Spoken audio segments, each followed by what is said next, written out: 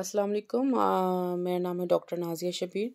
आज हम बात करेंगे पीसीओएस के बारे में, जो आजकल बहुत ही हमारी यंग जनरेशन में बीमारी चल रही है। बीमारी कह लेंगे इसको, वैसे होती तो ये हमारे लाइफस्टाइल की वजह से ही है। तो मेन ये एक जेनेटिक डिसऑर्डर है, जेनेटिक बीमारी है, जिसमें ये सब कुछ हमारी लाइफस्टाइल की वजह से हो रहा है। ये यंग लड़कियों में, अनमैरिड लड़कियों में, मैरिड लड़कियों में ये पीसीओएस 70% बहुत आम है। इसमें आपके इर्रेगुलर पीरियड्स पेशेंट आते हैं हमारे पास, कहते हैं हमें इर्रेगुलर पीरियड्स हैं, या तो पीरियड्स बंद हो गए हैं या चलते रहते हैं, महीने में 2-2 दफ़ा 3-3 दफ़ा आते हैं। और एक्सेसिव हेयर ग्रोथ होती है चिन पे, बॉडी पे, और वेट गेन होता है। फिर हार्मोनल टेस्ट करवाएं तो इंसुलिन रेसिस्टेंट पेशेंट निकलता है, हार्मोन्स इम्बैलेंस होते हैं। तो अब हमारे हार्मोन्स इम्बैलेंस क्यों होते हैं? हमारे लाइफस्टाइल की वजह से।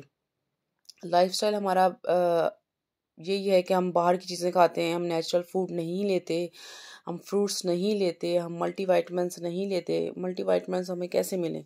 हाई कैलोरीज फूड हम लेते हैं, जिससे हमारा वेट गेन होता है। वेट गेन होने की वजह से इंसुलिन रेसिस्टेंट में जाता है पेशेंट, हर्सुटिज्म में जाता है।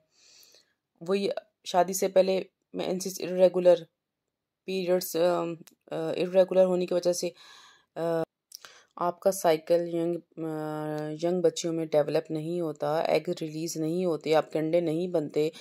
फिर वही बात आ गई कि शादी के बाद ये होता है कि बच्चा नहीं हो रहा, बच्चा नहीं हो रहा, और अंडे जब आप अल्ट्रासाउंड करवाते हैं तो ये वही आता है कि पीसीओएस है, अंडे नहीं बन रहे, अंडे रिलीज़ नहीं हो रहे, ओवरीज का साइज़ बढ़ गया है। यही चीज़ें सामने आती हैं। तो इसकी मेन कॉजेज़ यही हैं कि आपको वेट मैनेजमेंट अपनी करनी पड़ेगी। कॉजेज़ के ऊपर ही ट्रीटमेंट होती है। तो ट्रीटमेंट कैसे होगी? वेट मैनेजमेंट करनी पड़ेगी। और हर्सुटिज्म में जाता है पेशेंट, जिसमें एक्सेसिव हेयर ग्रोथ होती है, जैसे पहले बता चुकी हूँ।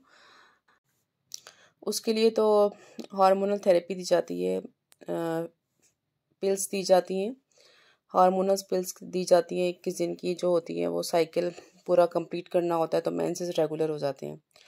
उसके अलावा आपको अपना वेट मैनेजमेंट करना पड़ेगा, वेट कम करना पड़ेगा, साथ साथ लाइफस्टाइल को चेंज करना होगा। मुख्तलिफ डाइट्स हैं आजकल, कीटो डाइट है वो करें, लो कैलोरीज डाइट है वो करें। मतलब किसी तरह भी आपको अपना वेट मैनेजमेंट करना है। पेशेंट आते हैं हमारे पास, इतनी हैवी वेट पेशेंट होते हैं, एक बच्चा पैदा नहीं हुआ हुआ होता, लेकिन वज़न इतना ज़्यादा होता है कि बस क्या कहें। वही काउंसलिंग कर करके हम थक जाते हैं कि अपना वज़न कम करें, वज़न कम करें। नीचे के एरिया में पेट की चर्बी नहीं होनी चाहिए, एग्स नहीं बनते, एग रिलीज़ नहीं होते, प्रेगनेंसी नहीं ठहरती, ये चीज़ें होती हैं।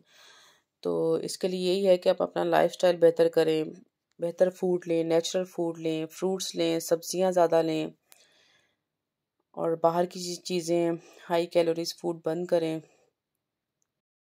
अब अगर आप मैरिड हैं और आपके हार्मोनल प्रोफाइल होता है और हार्मोन्स इम्बैलेंस आते हैं, उसमें इंसुलिन रेसिस्टेंट की अगर आप पेशेंट हो, तो उसमें डॉक्टर आपको ग्लूकोफेज पे रखेंगे।